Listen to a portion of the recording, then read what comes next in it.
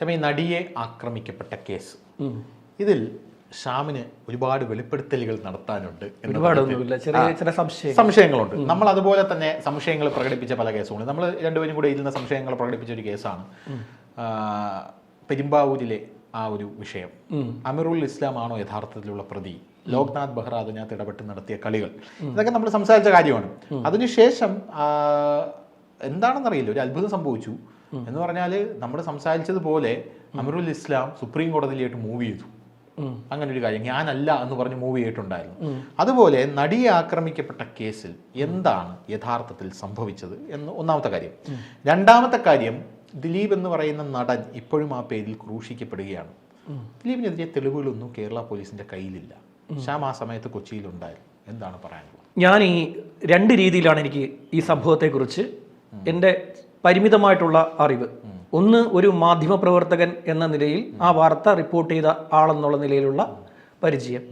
രണ്ട്, അതിനു മുമ്പും അതിന് ശേഷവും ഈ ഒരു സിനിമയുടെ സ്ക്രിപ്റ്റുമായിട്ട് ഞാനിങ്ങനെ ഡയറക്ടേഴ്സിനെയൊക്കെ കാണാൻ പോകുന്ന ഒരു പരിപാടി എനിക്കുണ്ടായിരുന്നു. അപ്പോൾ ഞാനിങ്ങനെ പല ഡയറക്ടേഴ്സിൻ്റെ അടുത്ത് പോവുകയും ഈ സ്ക്രിപ്റ്റ് അവരുമായിട്ട് ഷെയർ ചെയ്യുകയൊക്കെ ചെയ്തിട്ടുണ്ട്. അതിലൊരു ഡയറക്ടർ, ഇദ്ദേഹത്തെ നന്നായിട്ട് അറിയാവുന്ന ആളാണ് ആ ഡയറക്ടർ.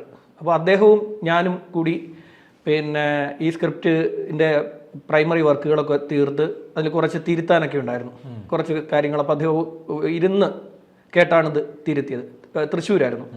തൃശ്ശൂർ റൂം എടുത്ത് അവിടെ ഇരുന്നുകൊണ്ടാണ് ഈ സ്ക്രിപ്റ്റിൻ്റെ കാര്യങ്ങൾ, സീൻസൊക്കെ തിരുത്തുകയും. ഡയറക്ടർ അത് പോട്ടെ, അദ്ദേഹത്തെ ഇതിലേക്ക് വലിച്ചിടേണ്ട. അദ്ദേഹം ഒരു നല്ല മനുഷ്യരാണ്, നല്ല വ്യക്തിയാണ്. ആയിക്കോട്ടെ.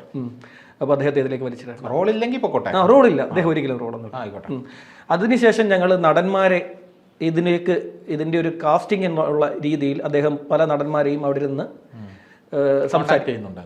കോണ്ടാക്ട് ചെയ്യാറുണ്ട്. ഇങ്ങനെ ഒരു കഥ എൻ്റെ കയ്യിൽ വന്നിട്ടുണ്ട് അപ്പോൾ എന്നൊക്കെ പറഞ്ഞിട്ട് അദ്ദേഹം അവിടെ ഇരുന്ന് ആ റൂമിൽ ഇരുന്ന് തന്നെയാണ് അദ്ദേഹം വിളിക്കുകയൊക്കെ ചെയ്യുന്നത്. ഔട്ട് ഓഫ് ദ ടോപ്പിക്, നമ്മുടെ കയ്യിൽ ഒരു സ്ക്രിപ്റ്റ് ഉണ്ടെങ്കിൽ അത് അതൊരു സിനിമയാവണമെങ്കിൽ നമ്മൾ ആദ്യം സമീപിക്കേണ്ടത് ഒരു നായക നടനെയാണോ, ഒരു പ്രൊഡ്യൂസറെയാണോ, ഒരു ഡയറക്ടറെയാണോ? ഡയറക്ടറെ കാണുന്ന ഏറ്റവും നല്ലത്. പക്ഷെ ഞാൻ കേട്ടിട്ടുള്ളത്, ഒരു നടനെ നിങ്ങൾ കണ്ടു കഴിഞ്ഞാൽ, നടൻ ആ കഥ ഇഷ്ടപ്പെട്ട് കഴിഞ്ഞാൽ ഡയറക്ടറും പ്രൊഡ്യൂസറും ബാക്കിയെല്ലാം എളുപ്പമായിരിക്കും.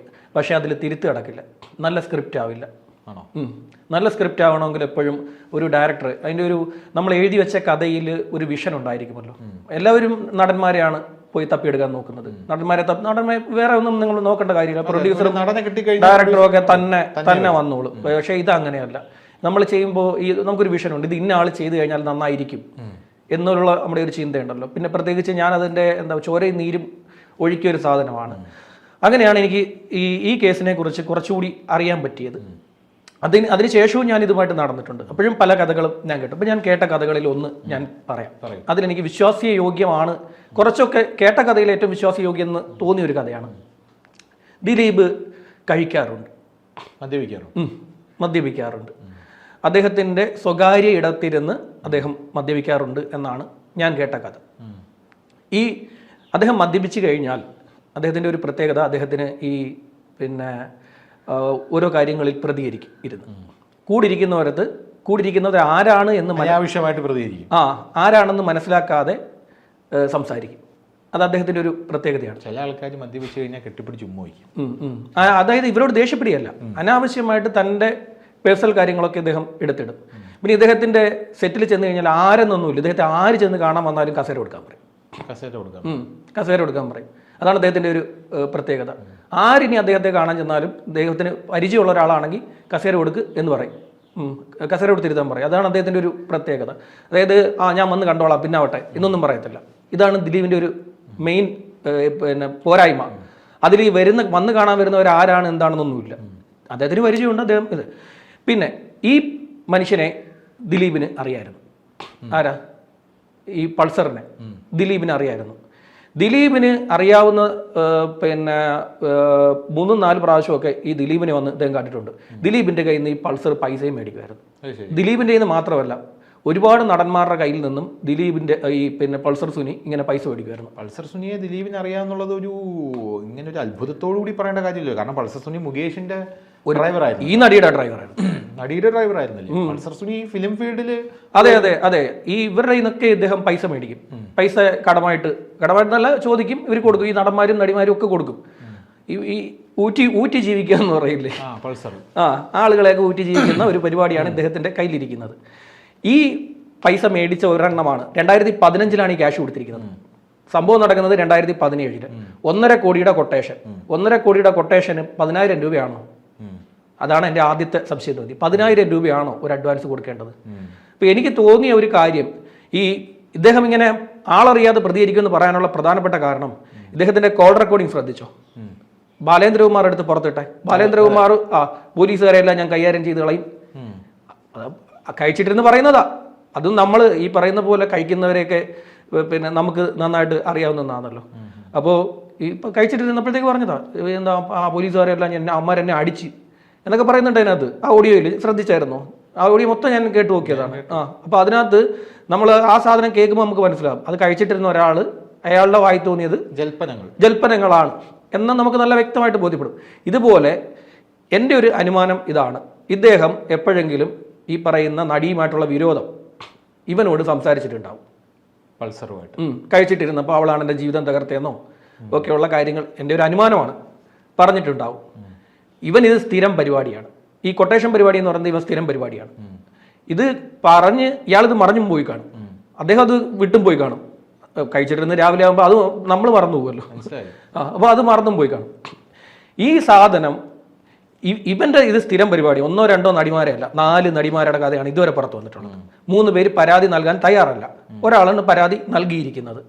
ഇവന്റെ സ്ഥിരം കൊട്ടേഷനകത്ത് ഇവൻ പിടിക്കപ്പെട്ടു, ഇതും പിടിക്കപ്പെടത്തില്ല. അല്ല, ഇയാൾ എന്തിനാ ചെയ്തത്? ആരാ? ഈ പൾസർ സുനി ഇവന്റെ സ്ഥിരം പരിപാടിയാണെന്ന് ഞാൻ ചോദിക്കുന്നതല്ല. കൊട്ടേഷൻ ആണോ അല്ലെങ്കിൽ ഇവൻ ആ നടിയെ എന്താണ് ആഗ്രഹത്തിന്റെ പുറത്ത് ചെയ്തതാണോ, എന്താണ്? അതാണ് ഞാൻ മോട്ടീവ്. ഇവന്റെ മോട്ടീവ് 2 രീതിയിലാവാൻ സാധിക്കും. ഒന്നുകിൽ ആരെങ്കിലും കൊട്ടേഷൻ കൊടുത്തിട്ടുണ്ട്, അങ്ങനെയാണെങ്കിൽ അയാൾ ആരാണെന്ന് കണ്ടുപിടിക്കണം. അല്ലെങ്കിൽ ആ നടിയെ പ്രാപിക്കാൻ വേണ്ടി ചെയ്തതാണ്. അതെ, ഇവന്റെ സ്ഥിരം പരിപാടിയായിട്ടുള്ള കലാപരിപാടി കാട്ടുക, പിന്നീട് ഇതിന്റെ വിഷ്വൽ എടുത്ത് നോക്കുക, ഇവരെ ഭീഷണിപ്പെടുത്തുക. ഇതാണ് ഇവന്റെ സ്ഥിരം പരിപാടി. 3 നടിമാരുടെ നിന്ന് പിന്നെ അവരുടെ അടുത്ത് പറഞ്ഞിരിക്കുന്ന കാര്യം ലക്ഷങ്ങൾ മേടിച്ചെടുത്തു 3 നടിമാരുടെ നിന്ന്. ഒന്നുകിൽ ഇവന്റെ ആഗ്രഹം, അല്ലെങ്കിൽ ഇവൻ ആരോ കൊട്ടേഷൻ എടുത്ത്. അത് ദിലീപാണെന്നും നമ്മൾ പറയുന്നത്, അല്ലെങ്കിൽ കോടതിയുടെ ഫ്രണ്ട് കിടക്കുന്ന കേസാണ്. നമുക്ക് ഇതിനകത്ത് യാഗോഡർ കിടക്കുന്ന സാധനമാണ്. ഇതിനകത്ത് വിചാരണയെ കുറിച്ച് നമ്മളൊന്നും പറയാൻ പറ്റത്തില്ല, പറയാൻ പാടില്ല. അങ്ങനെ ഇരിക്കുമ്പോഴേ ഇവൻ ഇത് ചെയ്തു, ഈ കൃത്യം ചെയ്തു. എന്ത് മോട്ടീവ്? രണ്ട് ഘട്ടത്തിലായിരിക്കാം. ഇത് ചെയ്ത് പിടിക്കപ്പെട്ട ശേഷം എന്താണ് സംഭവിച്ചത്? ഇവൻ ജയിലിൽ കിടന്ന ഇവൻ ദിലീപിന് കത്ത് എഴുതി. ആ കത്ത് പുറത്തു വിട്ടുകാരാ പോലീസ്. അതെങ്ങനെയാ സംഭവിക്കുന്നത്? അതായത് ദിലീപിന് ഇവൻ ജയിലിൽ ഇരുന്നുകൊണ്ട് ഒരു കത്ത് എഴുതി, ഇവന്റെ സുഹൃത്ത് വഴി അത് പുറത്തേക്ക് ദിലീപിന് കൊടുത്തയക്കാനാണെന്ന് പറഞ്ഞ് ശ്രമിച്ചു എന്നാണ് കേസ്. ശ്രമിച്ചു, ദിലീപിന് കൊടുത്തയക്കാൻ വേണ്ടി ശ്രമിച്ചു. ചേട്ടാ, പൈസ കൊടുക്കാൻ വേണ്ടുന്ന ഒരാളാണെങ്കിൽ ഇങ്ങനെ എഴുതി വിടുവോ? താങ്കൾ പറഞ്ഞ പ്രകാരമാണ് ഞാൻ ഇന്നയാളെ ആക്രമിച്ചത്, അതുകൊണ്ട് പിന്നെ എനിക്ക് ഇത്ര രൂപ എൻ്റെ സുഹൃത്തിന് നൽകണം, ഇത് കൃത്യമായിട്ട് എഴുതി വെച്ച് കൊടുക്കൂ. പൾസർ സുനി അങ്ങനെയാണോ എഴുതി കൊടുത്തത്? ഞാൻ വിഷയം ഇത്തരത്തിൽ ഫോളോ ചെയ്തിട്ടില്ല. പൾസർ സുനി അങ്ങനെ എഴുതി കൊടുത്തിട്ടുണ്ടെങ്കിൽ അതൊരു ട്രാപ്പാണെന്ന് മനസ്സിലാക്കാൻ ഇത് കൊച്ചുകുട്ടിക്ക് സാധിക്കില്ലേ? കാരണം ഇയാൾ ഈ അദ്ദേഹത്തിലേക്ക് പോയില്ലത് അല്ലേ, ഈ ജയിലിൽ നിന്ന് കത്തെഴുതി. ഇപ്പൊ ഞാൻ ചോദിക്കട്ടെ, ഇപ്പോൾ പൾസർ സുനിക്ക് ദിലീപ് കൊട്ടേഷൻ കൊടുക്കുന്നു, പൾസർ സുനിയെ പിടിക്കുന്നു, നടി പരാതി കൊടുത്തു, പിടിച്ചു, 10,000 രൂപ കൊടുത്തു പൾസർ സുനിക്ക്. 1.5 കോടി രൂപയുടെയാണ് കൊട്ടേഷൻ. ജയിലിനകത്ത് പൾസർ സുനി എത്തി. അപ്പോൾ ബാക്കി പൈസ പൾസർ സുനിക്ക് കിട്ടണമെങ്കിൽ ദിലീപാണ് ഇത് ചെയ്തത് എന്ന് പൾസർ സുനിക്ക് പുറത്ത് പറയാൻ പാടില്ല. കാരണം 1.5 കോടി രൂപ പൾസർ സുനിയുടെ കയ്യിൽ വരാനുള്ളതാണ്. 1.5 കോടി 10,000 രൂപ മാത്രം കുറവ്. അപ്പോൾ ആ ഒരു സാഹചര്യത്തിൽ താങ്കൾ പറഞ്ഞ പ്രകാരമാണ് ഞാൻ ഇത് ചെയ്തത്, ബാക്കി പൈസ എനിക്ക് തരൂ എന്ന് പറഞ്ഞ് പോലീസ് സ്റ്റേഷൻ ജയിലിൽ കടന്നൊരു കത്തെഴുതി അത് പോലീസിന്റെ കയ്യിൽ കൊടുക്കുമ്പോൾ പോലീസ് ഇത് പൊട്ടിച്ച് വായിക്കും എന്നുള്ളൊരു സാമാന്യ ബോധം ഇവനില്ലേ? രണ്ടാമത്തെ കാര്യം, പോലീസ് ഇത് പൊട്ടിച്ച് വായിക്കണം എന്നുള്ളത് കൊണ്ടാണ് ഇവൻ ഇത് എഴുതിയതെന്ന് നമ്മൾ പറയും. അതെ, അതാണ് എന്റെ ഒരു അനുമാനം. ഇവനെ കൊടുക്കണം. അത് ദിവസങ്ങൾക്ക് ശേഷമാണ്, ഇവൻ ജയിലിൽ പോയി ദിവസങ്ങൾക്ക് ശേഷമാണ് ഈ കത്ത് എഴുതുന്നത്. അവിടെ ജയിലിൽ നിന്ന് ഒരു സാധനം അകത്തേക്ക് ഒരെണ്ണം വരണമെങ്കിലും പുറത്തേക്ക് ഒരെണ്ണം പോകണമെങ്കിലും ജയിൽ വാർഡന്മാർ അറിയാതെ അവിടെ നടക്കില്ല. പോലീസിന്റെ കൈ പോകും 100%. ജയിൽ വാർഡന്മാർ അറിയാതെ അവിടെ നടക്കില്ല. ഒരു ബീഡി പോലും അതിനകത്ത് കൊണ്ട് കയറണമെങ്കിൽ അവരറിയണം. അവർ കണ്ണടച്ചിട്ടാണ് ഈ ബീഡി അതിനകത്ത് പോകുന്നത്. അതെ, കണ്ണൂരിൽ നിന്ന് മറ്റേ TP വധക്കേസ് പ്രതികളുടെ കഞ്ചാവ്, മൊബൈല് എല്ലാം അവരുടെ കയ്യിൽ നിന്ന് പിടിച്ചു. ഷിരാജ് സിംഗ് ഉണ്ടായിരുന്ന സമയത്തല്ലേ ഇതിനൊക്കെ റെയ്ഡൊക്കെ. അതെ. അത് ജയിലിനകത്തൊരു സാധനം പോകണമെങ്കിലും പുറത്തൊരു സാധനം പോകണമെങ്കിലും ജയിൽ വാർഡൻ അറിയാതെ അത് നടക്കത്തില്ല. അത് ഇവനും അറിയാം. സുനി ഇഷ്ടംപോലെ കേസുകളിൽ പ്രതിയായിട്ടുള്ള ഒരുത്തനാണ് നേരത്തെ തന്നെ. അവനിത് നന്നായിട്ട് അറിയാവുന്ന ഇത് പണിയാണ് എന്നത് എൻ്റെ ഒരു അനുമാനമാണ്. എൻ്റെ ഒരു അനുമാനമാണ്. അതായത് ഇങ്ങനെ ഒരു കത്ത് എഴുതുമ്പോൾ സ്വാഭാവികമായിട്ട് ഇയാളിലേക്ക് ഇതെത്തും. ഇത് പുറത്ത് വരില്ലായിരുന്നു. ഏതാ ഈ കേസ്? ഈ നടി എത്തപ്പെട്ട വ്യക്തിയാണ് ഈ കേസിലെ പ്രധാനപ്പെട്ട കക്ഷി. നടി എത്തപ്പെട്ട വ്യക്തി എന്ന് പറയുമ്പോൾ നടി ഒരിടത്ത് ഇറക്കി വിടുമായിരുന്നു നടിയെ, ഒരു നടന്റെ വീട്ടിൽ. ലാലിന്റെ വീട്ടിൽ. അതെ, ലാലിന്റെ വീട്ടിലോട്ട് ചെന്നു. അപ്പൊ ലാലാണ് നടിയോട് പറഞ്ഞത് നമുക്കിത് പോലീസ് കേസ് ആക്കണമെന്ന് പറഞ്ഞ് ലാല് DGPയെ വിളിക്കുകയായിരുന്നു. പിന്നെ അവിടുത്തെ നമ്മുടെ തോമസിനെ വിളിക്കുകയായിരുന്നു. അങ്ങനെയാണ് വലിയ വിഷയമായിട്ട് ദിവസം രാവിലെ ആയപ്പോ ഇത് കേരളം നിന്ന് കത്തുകയായിരുന്നു. അതെ അതെ അതെ. ഈ സാധനം ഈ നടിയെ പിന്നെ സാധാരണ ഇവൻ ചെയ്യുന്ന പരിപാടികൾ ആയിരുന്നെങ്കിൽ അത് ഇല്ലായിരുന്നു. ഇത് ആദ്യഘട്ടത്തിൽ ഈ നടി പോലും പരാതി കൊടുക്കാൻ തയ്യാറില്ലായിരുന്നു. പരാതിക്ക് തയ്യാറല്ല എന്നാണ് ആദ്യഘട്ടത്തിൽ അവർക്ക് ഉണ്ടായിരുന്ന ഒരു സാധനം. അതിനുശേഷം ഇവരെല്ലാവരോടും മോട്ടിവേറ്റ് ചെയ്തിട്ടാണ് ആ നടി ഇത് പരാതി കൊടുത്തത്. ഇപ്പോഴും നമ്മൾ പറയുന്ന ഒരു സാധനം നമ്മളെ ചിന്തിക്കുന്ന നമ്മുടെ ഒരു അനുമാനമാണ്. ഈ കേസിലെ കുറച്ച് എന്താ പറയുക സംശയാസ്പദമായി നിൽക്കുന്ന കുറേ കാര്യങ്ങൾ അത് നമുക്ക് തന്നെ മനസ്സിലാവും. നമ്മൾ ഇദ്ദേഹത്തിൻ്റെ ക്യാരക്ടർ ശ്രദ്ധിച്ചാൽ മനസ്സിലാവും. ഒന്ന്, ഇദ്ദേഹത്തിന് ഈ നടിയോട് ദേഷ്യം ഉണ്ടായിരുന്നു. കാര്യം തൻ്റെ കുടുംബം തകർത്തത് ഇവരാണ് എന്ന് ഇദ്ദേഹം വിശ്വസിക്കുന്നുണ്ടായിരുന്നു. അത് പലരിൽ നിന്നും പലരും അങ്ങനെ പറയുന്നത് കേട്ടിട്ടുണ്ട്. പല പിന്നെ സിനിമാ പ്രവർത്തകരും എന്നോടൊരു പോലീസ് ഉദ്യോഗസ്ഥൻ പറഞ്ഞതാണ്, ശരിയാണോ എന്ന് എനിക്കറിയില്ല. ഞാൻ ഷാമിനോട് ചോദിക്കുകയാണ്, ആ സമയത്ത് ഈ പീഡിപ്പിക്കുന്ന സമയത്ത് നടി മദ്യപിച്ചിരുന്നു? അറിയില്ല, അതിനെക്കുറിച്ച് എനിക്കറിയാം. അങ്ങനെ ഒരു കേട്ടിട്ടുണ്ടല്ലേ? എനിക്കറിയില്ല. ഇവർ തൃശ്ശൂരിൽ നിന്ന് എറണാകുളത്തേക്കുള്ള യാത്രയിലാണ് ഈ സംഭവം എല്ലാം ഉണ്ടാകുന്നത്. തൃശ്ശൂരിൽ നിന്ന് എറണാകുളത്തേക്ക് വരുന്ന സമയത്താണ് ഈ സംഭവങ്ങളെല്ലാം ഉണ്ടാകുന്നത്. അങ്ങനെയാണ് ഈ കേസിന്റെ കാര്യങ്ങൾ. 15 പ്രതികളാണ് മൊത്തം. പിന്നെ അതിലെ 7ാമത്തെയോ 8ാമത്തെയോ പ്രതിയാണ് ഇദ്ദേഹം ഉള്ളത്. പിന്നെ ഇദ്ദേഹത്തിന്റെ ഈ സഹോദരന്റെ മറുപടി അത് ഈ കേസിനെ കൂടുതൽ കുഴപ്പം ചെയ്തു. സഹോദരൻ പറഞ്ഞു, ഇനി ഞങ്ങൾ കളി തുടങ്ങും, അവർ കളിക്കട്ടെ, ബാക്കി ഇനി ഞങ്ങൾ കളി തുടങ്ങും എന്നൊക്കെയുള്ള ചില പ്രതികരണങ്ങൾ. ഇതൊക്കെ പിന്നെ ഇവിടുത്തെ 2 IPS ഓഫീസേഴ്സ് തമ്മിലുള്ള വാശി, അവർക്ക് തമ്മിലുള്ള ഈഗോ, അത് ഈ കേസിനെ ബാധിച്ചിട്ടുണ്ട്. 2 വനിതാ IPS ഓഫീസേഴ്സ്, അതിലൊരാൾ ഇന്ന് റിട്ടയർ ആണ്. ദിലീപിനെ പുകഴ്ത്തിയ അവരുടെ ഒരു മറ്റൊരു അദ്ദേഹത്തെ കൊടുക്കാൻ നിന്നപ്പോൾ ഇവര് നേരെ എക്സ്ട്രീം ഓപ്പോസിറ്റ്. അത് അവരങ്ങനാണല്ലോ, ഇതൊരു ഈഗോ ക്ലാഷ് ആയിട്ട്. പിന്നെ ഇദ്ദേഹത്തിന്റെ ഒരു പ്രശ്നം എന്ന് വെച്ച് കഴിഞ്ഞാൽ ഇദ്ദേഹം കാണിച്ച ഒരു അബദ്ധം, ഇദ്ദേഹം കോടതിയിലേക്ക് പോകാതെ പോലീസ് വിളിച്ചപ്പോൾ ചെന്ന് കയറി കൊടുത്തു. സിദ്ദിഖിനെ പോലെ പ്രവർത്തിക്കണമായിരുന്നു. ചെന്ന് വിളിച്ചു, നേരെ അങ്ങ് ചെന്ന് കൊടുത്തു. ഉള്ളിൽ കള്ളമില്ലാത്തത് കൊണ്ടാണെന്നാണ് എനിക്ക് തോന്നുന്നത്.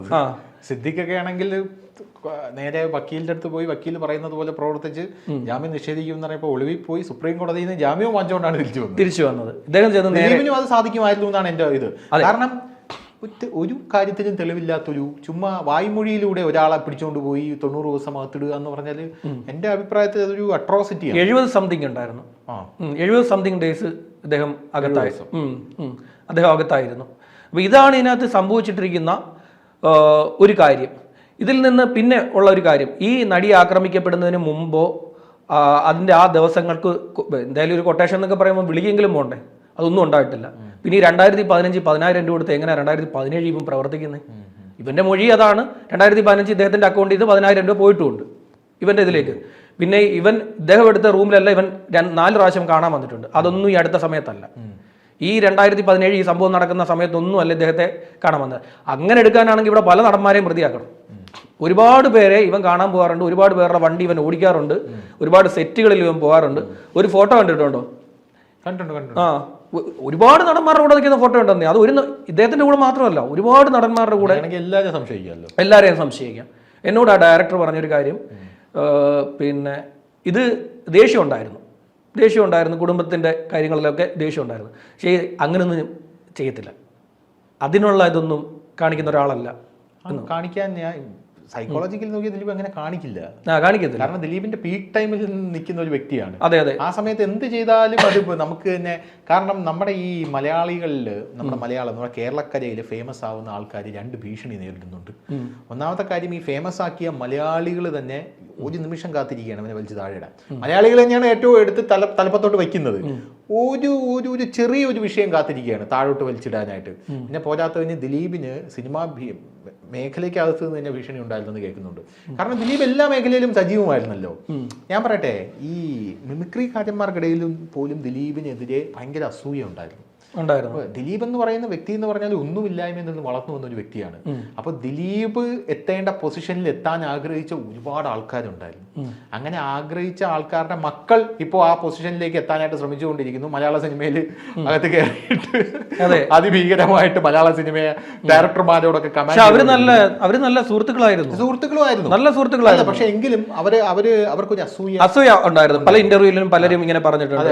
ആലുവ ഗോപാലകൃഷ്ണൻ എന്ന് പറയുന്ന ദിലീപായി മാറിയതിൽ പലർക്കും സിനിമ ഇൻഡസ്ട്രിയിൽ സഹിക്കാൻ പറ്റാത്ത ഒരു കാര്യമുണ്ടായിരുന്നു. എന്തിനു പറയുന്നു, മോഹൻലാലും മമ്മൂട്ടി, ഞാനൊരു കാര്യം പറയട്ടെ, ഇത് രാജസേനൻ ഒരിക്കൽ പറഞ്ഞൊരു കാര്യമുണ്ട്. രാജസേനൻ ഡയറക്ടർ, മോഹൻലാലും മമ്മൂട്ടിയും കഴിഞ്ഞു കഴിഞ്ഞാൽ ഒരു സമയത്ത് ദിലീപായിരുന്നു, ഒരു സമയത്ത് മമ്മൂട്ടി ബാക്കിലോട്ട് പോയപ്പോൾ മോഹൻലാലും ദിലീപുമായി.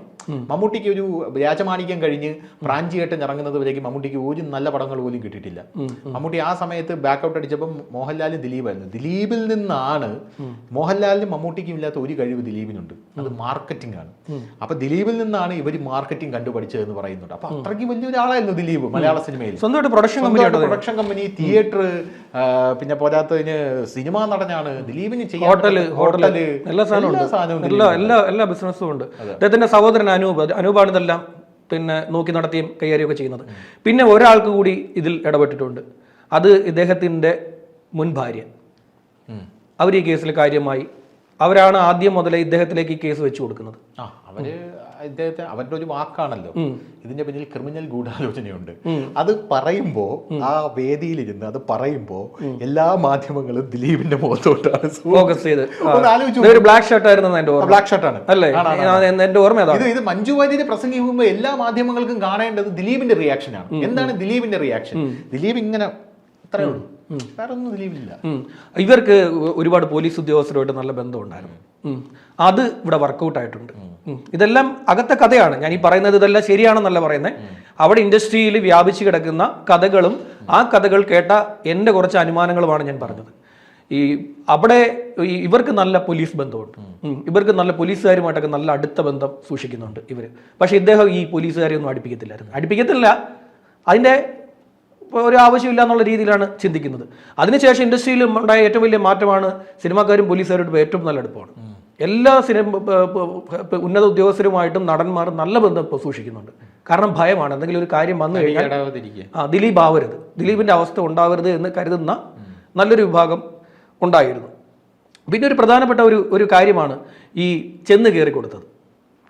അത് ക്രിമിനൽ ഗൂഢാലോചന നടത്തിയ ഒരാളാണെങ്കിൽ, പിടിക്കപ്പെടുമെന്നാണെങ്കിൽ ഒരു അഭിഭാഷകനെങ്കിലും ഇദ്ദേഹം കണ്ടേനെ. അതെ, എന്തായാലും ആ ഒരു കാരണം ചിന്തിക്കുന്നില്ല. ദിലീപിന്റെ ഈ ഒരു വിഷയം വന്നപ്പോഴാണ് യഥാർത്ഥത്തിൽ, അതുവരെ ഈ താരങ്ങൾ എന്ന് പറയുന്നത് എന്തോ കൊമ്പത്തിരിക്കുന്ന ആൾക്കാരാണെന്നല്ലോ വിചാരം. ദിലീപിന്റെ വിഷയം വന്നപ്പോഴാണ് യഥാർത്ഥത്തിൽ നമ്മളും ജയിലിൽ പോകും എന്നവർക്ക്, നമ്മളും പോകും, നമ്മൾ സാധാരണ മനുഷ്യരാണെന്ന് ഇവർക്ക് ആ സമയം ദിലീപും ചിന്തിച്ചിരുന്നില്ല. ദിലീപ് വിചാരിച്ചത് എന്നെ വിളിക്കും, ചോദ്യം ചെയ്യും, പറഞ്ഞയക്കും, അങ്ങനെ ആയിരിക്കും വിചാരിച്ചത്. അങ്ങനെയാണ് പോയി കയറിയത്, ചിരിച്ചോണ്ടാ കയറി ചെന്നത്. എന്തായിരുന്നാലും വിധി വരട്ടെ. നമ്മൾ ഈ പറഞ്ഞതെല്ലാം നമ്മൾ ഇൻഡസ്ട്രിയിൽ കേട്ട കഥകളും അതിൽ നിന്നുള്ള കുറച്ച് അനുമാനങ്ങളും കഥകളും ഒക്കെയാണ്. അപ്പൊ ഇത് പലർക്കും പല വേർഷൻ ഉണ്ടായിരിക്കാം ഇതിന്റെ. ഞാൻ കേട്ട കഥകൾ ഒരിക്കലും ഞാൻ പറഞ്ഞു, ചർച്ചയ്ക്കിടയിൽ പറഞ്ഞു, എനിക്ക് ഞാൻ കേട്ട കഥകൾ ഞാൻ പറയും. അവളതൊന്നും മൈൻഡ് ചെയ്യാറില്ല. അല്ല, ഞാൻ ഒരു സ്ത്രീ ആക്രമിച്ച കേസിൽ നമ്മൾ ന്യായീകരണമായിട്ട് ഇറങ്ങരുത്. ന്യായീകരണം അല്ലല്ലോ, നമ്മളിപ്പോ കോടതിയിൽ എന്തിനാ വാദിക്കും പ്രതിക്കും എന്തിനാ വക്കീലന്മാര്? രണ്ട് വേർഷനും കേൾക്കാനാണല്ലോ. ജനാധിപത്യ രാഷ്ട്രമാണ്. അതെ, ജനാധിപത്യ രാഷ്ട്രത്തിൽ രണ്ട് വേർഷനും കേൾക്കണം, രണ്ട് വേർഷനും പറയണം. അല്ലെങ്കിൽ പിന്നെ കോടതിയിൽ ഒരു സ്ത്രീയെ ആക്രമിച്ച കേസാണെങ്കിൽ എന്തിനാ പ്രതിക്ക് വക്കീലിനെ വയ്ക്കുന്നത്? പ്രതിക്ക് പറയാനുള്ളത് കേൾക്കണ്ടേ? ശരിയപ്പോ? അതെ, ശരി.